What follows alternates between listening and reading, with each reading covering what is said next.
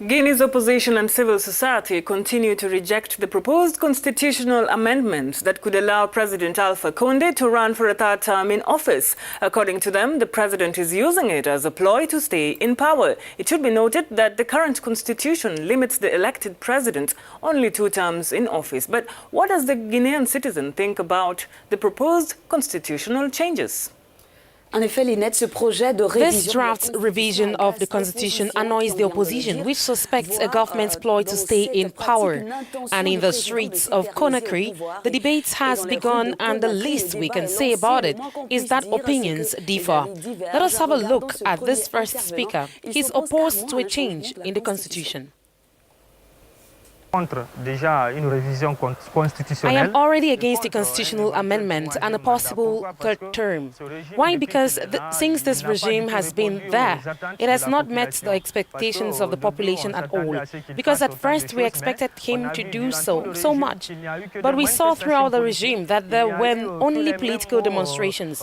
We were just trying to convince ourselves that we are there for you, the youth. But the youth didn't feel anything.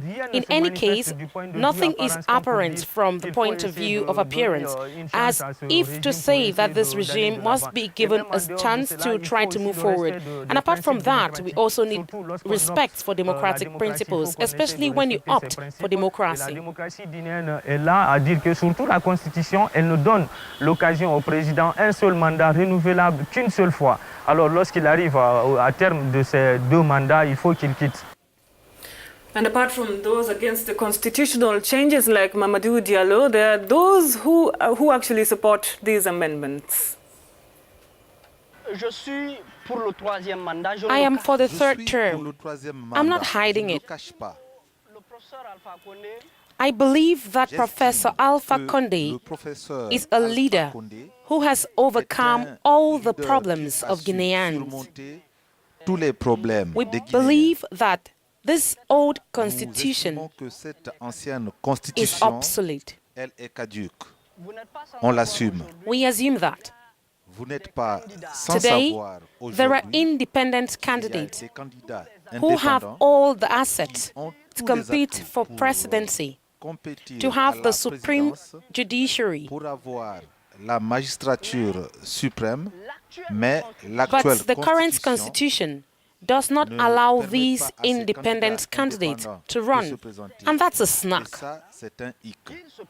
This